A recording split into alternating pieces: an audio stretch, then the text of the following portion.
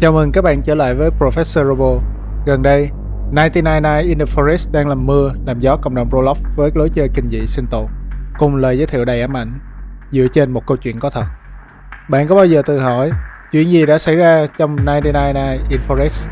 Đằng sau những đêm rùng rợn và câu chuyện 4 đứa trẻ bị lạc trong game này, liệu có một sự thật nào đáng kinh ngạc hơn? Trong video hôm nay, chúng ta sẽ cùng lật mở bí ẩn của khu rừng này, từ câu chuyện có thật đầy kỳ diệu đến những chi tiết rùng rợn mà game đã thêm thắt vào, và cả những giả thuyết điên rồ nhất về kẻ săn đuổi chúng ta. Bây giờ chúng ta cùng bắt đầu thôi.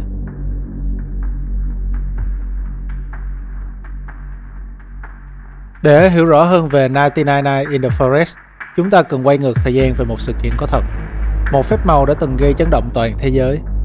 Vào ngày 1 tháng 5 năm 2023, một chiếc máy bay nhỏ chở 7 người đã khởi hành từ vùng Amazon của Colombia.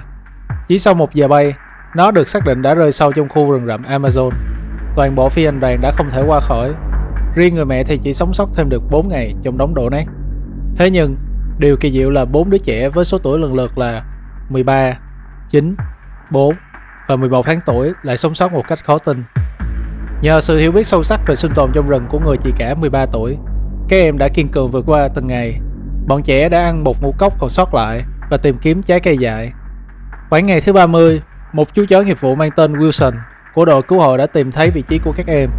Nó đã ở bên bảo vệ và tiếp thêm hy vọng. Nhưng chỉ sau 1-2 ngày, Wilson bất ngờ biến mất.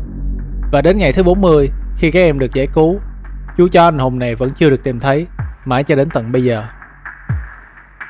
Bây giờ, chúng ta hãy cùng quay trở lại với nhân vật chính của chúng ta ngày hôm nay, tựa game 999 in the Forest. Ra mắt vào ngày 3 tháng 4 năm 2025, game được tạo ra bởi một nhóm 3 người bạn tài năng đến từ New Zealand. Sau hơn 4 tháng trình làng, đây chính là thời điểm game đạt lượng người chơi đông đảo nhất, minh chứng cho sức hút không thể chối từ của nó. Thành thật mà nói, 999 in the Forest mang một phong cách khá giống với Dead Rail. Thế nhưng, mỗi trò chơi đều có những điểm khác biệt và nổi bật riêng. Và với mình, câu chuyện cùng với lối chơi của 999 in the Forest thực sự rất cuốn hút. Game có sự phân chia thời gian giữa ngày và đêm cực kỳ rõ ràng, và đây là một trong những điểm sáng lớn nhất. Điều này buộc bạn phải luôn chủ động trong mọi tình huống, ngày để chuẩn bị và đêm để đối mặt. Bạn sẽ có rất ít thời gian để AFK hay lơ là, bởi vì mọi khoảnh khắc trong rừng đều ẩn chứa những nguy hiểm chết người. Khi chúng ta tham gia vào sảnh trò, cốt truyện chính của game sẽ hiện ra, đưa chúng ta vào một thế giới đầy ám ảnh. Nhiều báo cáo cho thấy một con nai kỳ lạ đi bằng 2 chân đã xuất hiện trong khu rừng này, và chỉ trong tuần trước đã có 4 đứa trẻ bị mất tích tại đây. Rõ ràng có điều gì đó không ổn đang xảy ra. Sau khi mọi cuộc điều tra về những đứa trẻ không mang lại kết quả khả quan nào, khu rừng đã chính thức bị phong tỏa. Bạn sẽ có 99 ngày để giải mã cũng như tìm hiểu những gì đang diễn ra tại nơi đây. Như đã đề cập trước đó, nhà phát triển cho chúng ta biết game này dựa trên một câu chuyện có thật. Tuy nhiên, để tạo nên một trải nghiệm kinh dị độc đáo, một số chi tiết đã được thay đổi và thêm thắt vào một cách đầy khéo léo. Khi bắt đầu game, chúng ta sẽ vào vai một thành viên trong đội cứu hộ với nhiệm vụ kép, vừa phải sinh tồn trong khu rừng khắc nghiệt, vừa phải giải mã bí ẩn để cứu lấy 4 đứa trẻ. Vị trí khởi đầu của chạy lửa sẽ là ngẫu nhiên, và bọn trẻ cũng sẽ được giấu ở những địa điểm khác nhau trên bản đồ, buộc chúng ta phải khám phá mọi ngóc ngách. Trong game, thời gian ngày và đêm đều kéo dài 3 phút. Cứ mỗi khi đêm đến, thực thể kỳ dị mà game gọi là Cursed Deer sẽ bắt đầu cuộc săn lùng và đuổi đánh bạn. Sẽ có những đêm khá bình yên, nhưng cũng sẽ có những đêm bọn sùng bái sinh vật này sẽ kéo đến tận lửa trại và tấn công chúng ta. Nhưng đó chưa phải là điều đáng sợ nhất. Vào những đêm nay bị nguyền rủa, đói, nó sẽ chạy cực kỳ nhanh. Vì thế, bạn cần phải về trại sớm nếu không muốn phải bỏ mạng trong đêm tối. Chúng ta sẽ chiến thắng khi cứu được cả 4 đứa trẻ và sống sót đến ngày thứ 99. Khi đó, một đoạn cutscene sẽ diễn ra. Con nai sẽ đau buồn, sau đó lặng lẽ quay lưng và biến mất vào sâu trong rừng. Điều thú vị là, sau ngày thứ 99, game sẽ không kết thúc mà vẫn sẽ tiếp tục. Lúc này, bạn có thể lựa chọn dừng lại hoặc chơi tiếp để nhận thêm các thành tựu khác. Trong quá trình trải nghiệm tựa game này, chúng ta sẽ không ít lần bắt gặp những điều khá kỳ lạ. Những chi tiết này hoàn toàn không có trong câu chuyện có thật, và chính chúng đã đẩy yếu tố bí ẩn và kinh dị của tựa game này lên một tầm cao mới. Đặc biệt hơn, chính những điều kỳ lạ này sẽ là chìa khóa dẫn chúng ta đến những giả thuyết rùng rợn và đầy bất ngờ về bí ẩn đằng sau. Khi khám phá sâu hơn trong khu rừng của 999 in the Forest, chúng ta sẽ phát hiện một chi tiết đặc biệt.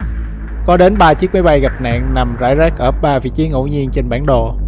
Điều này thật sự đáng chú ý, bởi như chúng ta đã biết, Trong vụ tai nạn có thật ở rừng Amazon, có đúng 3 người lớn đã không qua khỏi ngay tại hiện trường.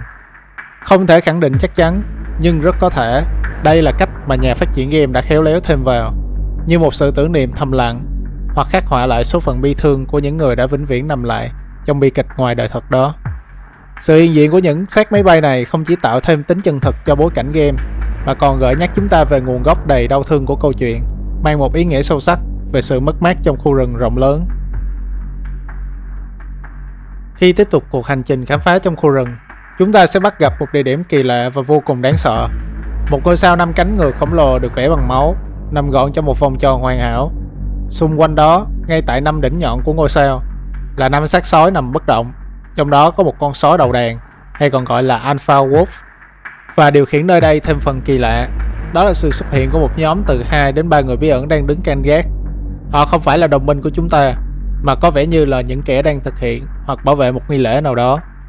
Đây rõ ràng là một buổi hiến tế tiêu cực, gợi lên hình ảnh của ma thuật đen và những thế lực siêu nhiên.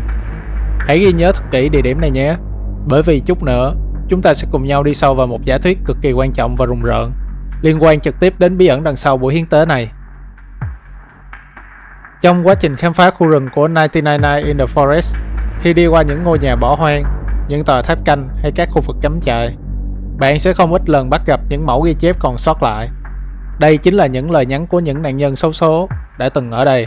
Thông thường, khi chơi game, chúng ta có thể dễ dàng bỏ qua những chi tiết nhỏ nhặt này.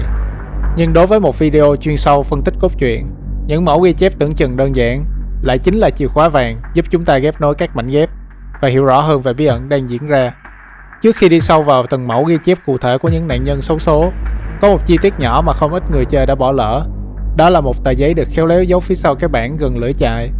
Tờ giấy này chứa đựng một mẹo quan trọng mà nhà phát triển muốn gửi gắm. Nó chỉ ra rằng con nai sợ ánh sáng từ đèn pin, lưỡi chại và những nguồn sáng mạnh khác. Dù ngắn gọn, nhưng lời cảnh báo thầm lặng này đóng vai trò như một lời mở đầu đầy bí ẩn cho chuỗi những manh mối mà chúng ta sẽ tìm thấy rải rác khắp khu rừng. Còn bây giờ, chúng ta cùng lật mở những trang ghi chép của những nạn nhân xấu số khác. Đầu tiên là mẫu ghi chép của kiểm lâm số 1. Có một số điều kỳ lạ đã diễn ra trong khu rừng. Vài ngày trước, tôi đã thấy một con nai có thể đứng bằng 2 chân, nhìn về phía tôi. Lúc đó, tôi cứ nghĩ đó là con người. Nó không lại gần mà chỉ nhìn chằm chằm về phía tôi. Tiếp theo là mẫu ghi chép của kiểm lâm số 2. Con nai cứ nhìn về phía tôi và nó không có ý định lại gần. Tôi nghĩ là nó không thích ánh sáng đèn của tôi hoặc từ lửa chại. Chúng ta còn có mẫu ghi chép của người cắm trại. Có ai đó đang theo dõi tôi. Sinh vật đó đã biến mất trước mắt tôi. Nó cao hơn bất kỳ người nào tôi từng thấy. Nó nhìn giống như một con nai. Tiếp theo là mẫu ghi chép của thợ săn. Họ khuyên tôi không bao giờ nên đi săn ở đây. Những con nai có hành động rất kỳ lạ. Đáng lẽ tôi nên nghe theo lời khuyên của họ. Sinh vật đó đang đứng bên ngoài cửa sổ và nhìn chằm chằm về phía tôi. Đạn không có tác dụng với nó. Tôi không nghĩ mình sẽ sống sót qua đêm nay. Và cuối cùng là mẫu ghi chép của kiểm lâm số 3. Con nai đuổi theo tôi hàng đêm. Tôi chỉ an toàn khi mặt trời mọc. Sau khi trời sáng, nó sẽ chạy vào khu rừng và biến mất. Tôi dám chắc là phòng thí nghiệm trong rừng sâu có thể trả lời những bí ẩn này. Nếu bạn là fan của những tựa game indie, kinh dị, chắc hẳn bạn sẽ cảm nhận được một điều thân thuộc và cực kỳ thú vị ở tháp canh này. Vị trí và hình dáng của nó gợi cho mình nhớ ngay đến bối cảnh quen thuộc của một tựa game kinh dị rất nổi tiếng khác, Do You Copy. Cả hai tựa game đều đặt người chơi vào một vị trí hiểm yếu, nơi họ phải chiến đấu với nỗi sợ hãi bị rình rập trong màn đêm sâu thẳm trong rừng. Đây có thể là một chi tiết mà nhà phát triển đã lấy cảm hứng từ các tựa game cùng thể loại, tạo nên một cảm giác quen thuộc nhưng cũng đầy ám ảnh về sự cô lập. Vì bị săn đuổi trong rừng sâu, tất cả những ghi chép này đều khắc họa rõ nét chân dung của sinh vật bí ẩn đang rình rập trong khu rừng và cung cấp những manh mối cực kỳ quan trọng cho các giả thuyết mà chúng ta sắp cùng nhau khám phá. Vài tuần qua, 1999 in the Forest đã trở thành chủ đề nóng với vô vàn giả thuyết được cộng đồng Roblox bàn toán sôi nổi. Sau đây mình sẽ tổng hợp những giả thuyết mình đã tìm hiểu được trên mạng và cả những suy luận của riêng bản thân mình.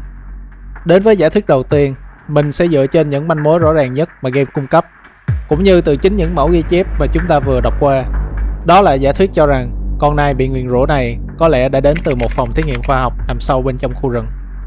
Khi bạn thâm nhập vào tòa nhà, chúng ta sẽ thấy một biểu tượng kỳ lạ đại diện cho phòng thí nghiệm này. Một hình tam giác nằm gọn trong một hình tròn. bạn có biết ý nghĩa của biểu tượng này không? Nếu có, hãy cho mình biết dưới phần bình luận. Đi sâu vào bên trong một căn phòng, bạn sẽ thấy 2 chiếc bàn lớn có khóa được đặt ở đó, cùng với một chiếc phòng nhỏ hơn với kính một chiều cho phép nhìn từ ngoài vào trong. Những chi tiết này kết hợp với lời ghi chép của kiểm lâm số 3 khiến giả thuyết này trở nên rất có cơ sở và là lời giải thích gần gũi nhất cho sự tồn tại của thực thể kia. Tuy nhiên, nếu giả thuyết này là thật, nó lại không mang nhiều chiều sâu về yếu tố kinh dị siêu nhiên, mà nghiêng về hướng khoa học viễn tưởng nhiều hơn. Giả thuyết tiếp theo cũng là một trong những giả thuyết được cộng đồng nhắc đến rất nhiều. Đó chính là giả thuyết về đứa trẻ thứ 5. Giả thuyết này cho rằng con nai đó thật ra là đứa trẻ thứ 5 bị lạc, và có lẽ cảnh sát không hề hay biết về sự tồn tại của em. Thành thật mà nói, mình không muốn gọi giả thuyết này là vô lý. Tuy nhiên, cho đến thời điểm hiện tại, dù là trong game hay dựa trên câu chuyện có thật ngoài đời, mình vẫn chưa tìm thấy một manh mối cụ thể nào liên quan đến sự việc này. Nó giống như một câu chuyện được cộng đồng tự theo dệt lên từ trí tưởng tượng. Nếu bạn biết thông tin nào liên quan đến đứa trẻ thứ 5, cũng đừng ngần ngại comment bên dưới cho mình biết. Nếu các bạn vẫn còn nhớ đến ngôi sao 5 cánh nằm ngược trong vòng tròn máu và những xác sói mà chúng ta đã nói trước đó, thì đây chính là giả thuyết liên quan trực tiếp đến nó. Theo như mình tìm hiểu, ngôi sao 5 cánh ngược là một biểu tượng mang ý nghĩa tiêu cực, thường liên quan đến việc triệu hồi các thực thể hắc ám hoặc các nghi thức hiến tế ma thuật đen. Do đó, mình tin rằng đây chính là vị trí hiến tế chính và con nai bị nguyền rủa hay thực thể kỳ dị xuất hiện trong khu rừng cũng từ nơi đây mà ra. Không những vậy, nhóm từ 2 đến 3 người bí ẩn đang đứng canh gác tại địa điểm này có thể chính là những kẻ đã thực hiện nghi lễ triệu hồi đó. Có lẽ họ đang cố gắng tìm cách điều khiển con nai, hoặc cũng có thể sức mạnh của con nai đã vượt ngoài tầm kiểm soát của họ, khiến chính những kẻ triệu hồi cũng phải sùng bái nó. Hiện tại, không có ghi chép nào trong game nói rõ về ý nghĩa của địa điểm này. Điều này khiến nó trở nên bí ẩn hơn bao giờ hết. Nếu giả thuyết này không đúng, mình nghĩ vị trí ngôi sao 5 cánh ngược này chắc chắn sẽ được nhà phát triển giải thích rõ ràng hơn, hoặc thậm chí được liên kết vào những bản cập nhật cốt truyện sau này. Có thể là nơi triệu hồi một thực thể mạnh mẽ khác không kém Cursed Deer. Và cuối cùng, đến với giả thuyết ít ai ngờ tới nhưng lại mang nhiều cảm xúc nhất. Đó là giả thuyết cho rằng con nai chính là người mẹ của bọn trẻ, hoặc một linh hồn người mẹ nào đó đang bảo vệ các em. Tại sao lại có giả thuyết này? Nếu chúng ta để ý kỹ, những căn phòng nơi 4 đứa trẻ được tìm thấy đều được trang trí rất đẹp mắt, rất phù hợp với trẻ em, hoàn toàn không giống như chúng đang bị giam cầm hay bắt cóc. Hơn nữa, bên ngoài mỗi căn hầm đều có rất nhiều sói và gấu đeo khăn choàng canh giữ, ngụ ý rằng những con vật này đã được thuần hóa và công việc của chúng chính là bảo vệ nơi ở của bọn trẻ chứ không phải tấn công. Bằng chứng mạnh mẽ nhất nằm ở đoạn phim cuối game. Sau khi chúng ta giải cứu 4 đứa trẻ và sống sót đến ngày thứ 99, biểu cảm của Nai không hề tỏ ra tức giận, mà ngược lại, nó thể hiện một sự đau buồn sâu sắc rồi lặng lẽ biến mất. Điều này cho chúng ta thấy rõ ràng rằng con Nai không hề có ý đồ xấu với bọn trẻ. Nếu giả thuyết này là thật, thì liệu ai mới thực sự là kẻ bắt cóc bọn trẻ? Có phải chính chúng ta, những người giải cứu, đã tách các em ra khỏi người bảo hộ duy nhất của mình trong khu rừng đầy rẫy hiểm nguy này không? Đó là tất cả những giả thuyết và thông tin về cốt truyện mà mình muốn mang lại cho các bạn về tựa game 1999 in the Forest. Rõ ràng, nhà phát triển đã rất khéo léo trong việc lấy cảm hứng từ một câu chuyện có thật đầy bi kịch và kỳ diệu. Sau đó thêm thắt những yếu tố kinh dị, bí ẩn và những mảnh ghép cốt truyện rời rạc để tạo nên một trải nghiệm vừa quen thuộc vừa hoàn toàn mới lạ. Dù là giả thuyết về phòng thí nghiệm, đứa trẻ thứ 5, nghi thức triệu hồi quỷ dữ hay thậm chí là một người mẹ, tất cả đều khiến chúng ta không ngừng suy luận và đặt ra câu hỏi về bản chất thực sự của khu rừng và con nai bị nguyền rủa. Vậy, bạn nghĩ sao về những bí ẩn này? Giả thuyết nào là hợp lý nhất với bạn? Hay bạn có một suy luận nào độc đáo hơn muốn chia sẻ không? Hãy để lại bình luận bên dưới và cùng thảo luận với mình. Đừng quên nhấn nút like, chia sẻ video và đăng ký kênh để không bỏ lỡ những nội dung hấp dẫn tiếp theo. Professor Robo out.